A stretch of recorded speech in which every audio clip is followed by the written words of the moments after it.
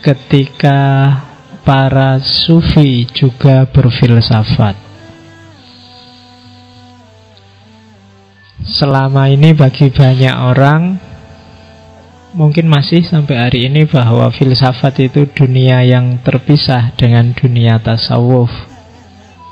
Kalau sufi pakai hati, kalau tasawuf pakai akal, kan biasanya orang gitu. Kalau fikih pakai nas, pakai teks. Yang satu bayani, yang satu burhani, yang satu irfani.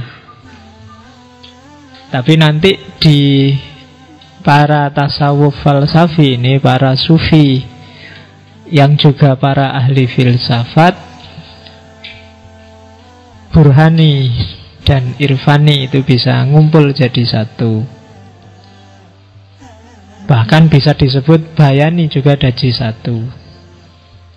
Karena kelompok sufi era kedua yang kemarin kita antarkan, era Persia, era iluminasi ini, karena mereka ini mengupayakan untuk menggabungkan beberapa wacana. Yang pertama jelas wacana keislaman, mencari dasar teks dari pengalaman sufistiknya. Terus tidak lupa juga irfani, wong ini sufi ya pasti ada irfannya, ada pengalaman religiusnya. Dan yang ketiga juga pinjem filsafat dalam konteks pemahaman dan ekspresi pemahaman. Karena kalau nggak dipahami secara logika, dia tidak akan bisa disampaikan lewat bahasa.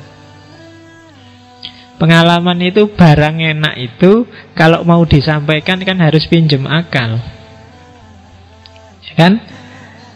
Aku minum teh, teh ini enak. Kamu kan tehnya beda sama saya. Ini gelasnya rada gede, kamu kan kecil. Bikinnya juga mungkin khusus.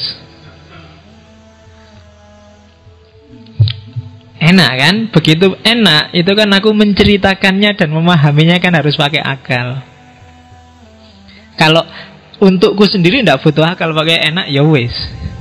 Tapi begitu harus cerita padamu, aku harus pinjem media akal. Apa ya? Akalnya kan main itu untuk menjelaskan ke kamu. Tak jelasin ya. Ini anget, kamu ngerti anget toh? Nah, manis lagi. Manisnya mungkin sekitar pakai 2-3 sendok lah. Jadi nggak terlalu manis juga nggak terlalu. Ini kan semua pakai akal untuk menjelaskan ini. Penjelasanku ini mungkin tidak 100% seperti rasa itu sendiri, tapi kan kamu bisa dapat gambaran meskipun nggak pas. Dan ini yang dilakukan oleh para sufi. Kayak kamu cerita pada temenmu yang belum punya pacar sementara kamu punya pacar, itu kan yo rada dawa jelasin ini. Gini loh enaknya punya pacar itu. Iya yo.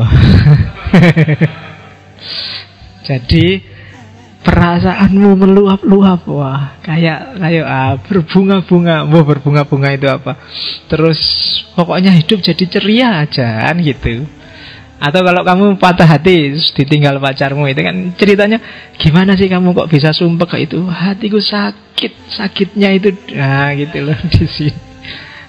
Itu kan pinjem sampai muncul istilah sakitnya itu di sini, itu kan pakai akal kan, pakai bahasa. Kok bisa sakitnya di sini, kok nggak di sini? Atau kok nggak ada? Itu kan pakai akalnya yang mengolah, kemudian pakai bahasa. Nah, disitulah nanti lahir klaster baru namanya tasawuf falsafi, atau kadang-kadang disebut teosofi. Oke. Ya, kalau dalam tradisi Islam biasanya asosiasinya ke wilayah Persia dengan tasawuf tradisi iluminasi. Hari ini saya mulai dengan Suhrawardi Al-Maktul. Harusnya kayak tasawuf falsafi biasanya mulainya dari Ibnu Arabi. Biasanya karena tokoh besarnya Syekhul Akbarnya itu Ibnu Arabi. Tapi mungkin Ibnu Arabi untuk minggu depan aja. Karena yang benar-benar disebut tasawuf iluminasi itu adanya di Suhrawardi Al-Maktul. Oke, bismillah kita mulai ya orang ini. Saya agak harus pelan-pelan. Mungkin ada beberapa yang harus saya potong ajaran-ajarannya Suhrawardi biar kamu nggak kacau. Karena di titik-titik tertentu pikiran Suhrawardi ini membingungkan. Sama kayak kemarin ketika kalian belajar Farabi atau Ibnu Sina, di titik tertentu kan tak kasih tanda merah itu. Kalau katanya Nadim Al-Jisr di buku Para Pencari Tuhan itu, di titik-titik inilah mulai agak ngaco, mulai agak karena susah sekali dijelaskan. Jadi kalau kayak kamu tadi loh, cuma bisa bilang sakitnya itu di sini, itu kan orang, oh apa sih maksudnya sakitnya itu di sini, kan agak susah dipahami. Nah, nanti sakitnya itu di sini Suhrawardi ada di beberapa tempat. Makanya mungkin nanti kita bypass sejenak, yang penting visinya Suhrawardi bisa kita tangkap. Karena kadang-kadang harus diakui ada beberapa pikirannya para filosof, ndak barat, ndak timur, ndak Islam, ndak kontemporer, ndak modern, itu yang sangat khoyali kalau pakai bahasanya Ibn Rus. Jadi sangat imajinatif sehingga masa kayak gitu sih, kayak fiksi. Nah itu yang harus hati-hati. Pokoknya baca buku apa aja kalian juga harus lihat. Kadang-kadang pengarang itu ketika nulis buku, di titik tertentu dia sudah jenuh atau ngelambiar atau ngawur. Nah kalian harus bisa jeli melihat itu.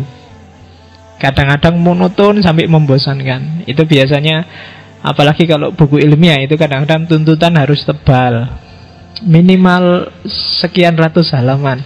Bikin makalah minimal 20 halaman. Kalian kan judek, baru 5 lembar sudah selesai semua isunya. Ngomong apa nih terusan, kamu kan bingung. Terus akhirnya golek-golek, yang penting kandel kan gitu aja. Nah itu harus jeli kamu membaca kayak gitu. Tidak cuma kamu, semua penulis sering-sering juga begitu. Ini sudah jadi buku tapi cuma masuk 50 halaman ya. Ditambah-tambah ini, jadi akhirnya golek sing aneh-aneh disisipkan di situ, dan sehingga mengaburkan ide utamanya. Nah kalian harus jeli lihat yang gitu-gitu.